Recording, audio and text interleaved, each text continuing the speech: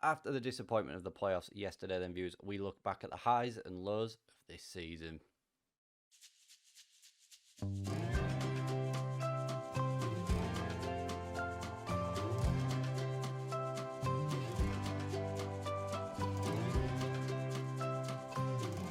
The new arrivals at the club then were thick and fast this season, viewers. We had Axel come in for 2.8 million. He was our start signing this season for me. A 7.19 average rating of 48 appearances, 5 goals and 2 assists.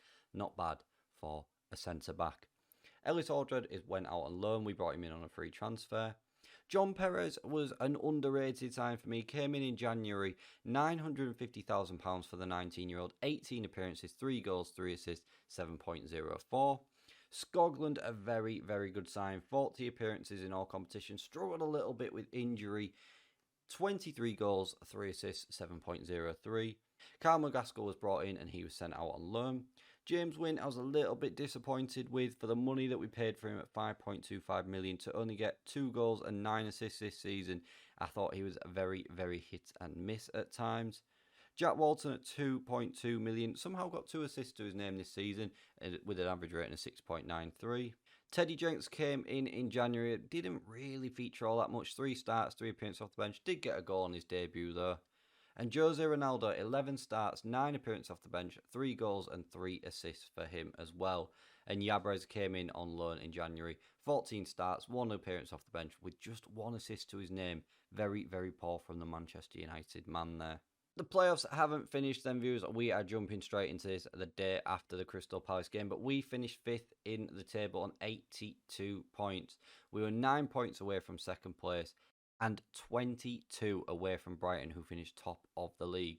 For me, we lost a few too many games at 12, drew too many with 10 as well, but not a bad season overall, I don't think, with the top goal scorer in the league being Dominic Solanke with 23 goals. The FA Cup saw us progress through to the 5th round, where we lost to Ipswich on penalties after a 0-0 draw. And in the Carabao Cup, we had a disappointing result against Shrewsbury, where we lost on penalties once again after another draw. The biggest win of the season then was a 4-0 home victory over Wimbledon, with goals coming from Hughes, Velasco, Gibbs and Axel.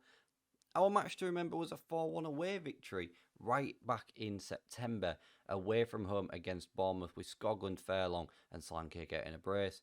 And goal of the season belongs to new signing Skoglund in the 49th minute against Coventry, away from home in a 3-1 victory. Sponsorship was up £100,000 this year, broadcast revenue was down a little bit, corporate and hospitality was up, competition prize money was down, and matchday commercial and retail was up. We sold 16,000 shirts, with the best players being Solanke, Hughes, Skoglund, Wynn and Velasco. Need to sort of just try and get this broadcast revenue up next season. I think we'll do that by progressing through tournaments and trying to be higher in the league, and that will come in with competition prize money as well.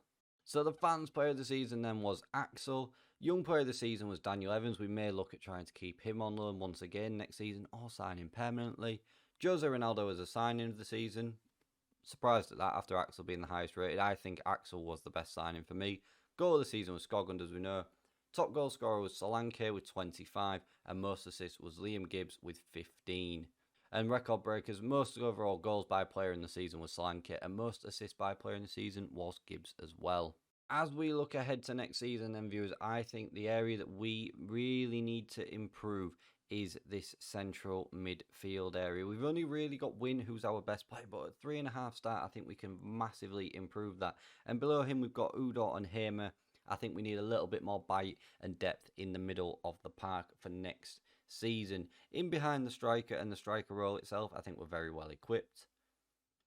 Left back is an area I would like to improve alongside the central defender, and it looks like that Carl McGaskill may be our starting number 1 next season. So there could be a few changes coming up here at Nottingham Forest over the summer.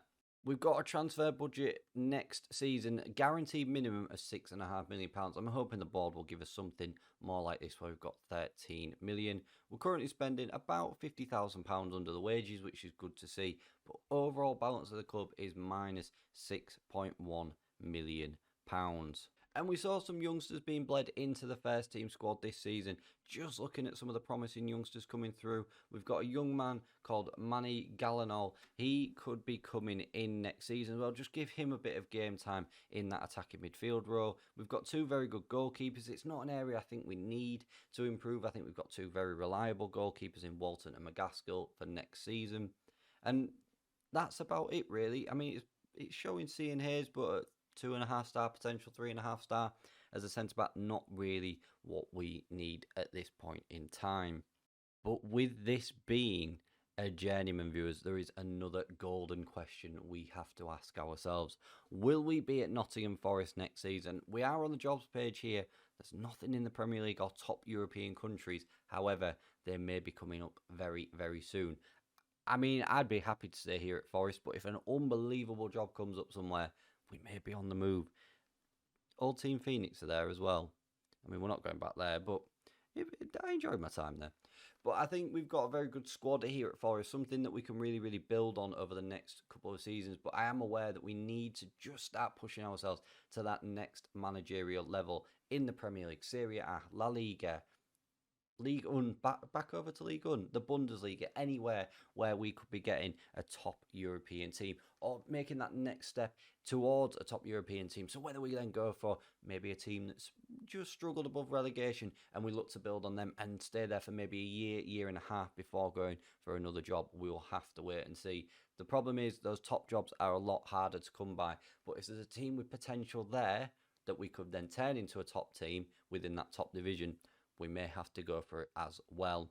Either way, I think there's some very, very exciting times ahead next season. This is going to be a big, big summer, no matter what happens in this journey. And I'm hoping that when we come back on Monday, you will join me again for the ride. But if you have enjoyed that season review, then viewers, please don't forget to smash that like button for me, share this video around, and subscribe to the channel for more content. Let me know down in that comment section below as well how you think we will get on next season if we were to stay here at Forest, or is there somewhere else we should be looking at moving to? Thank you very much for watching, and I'll see you again for more next time.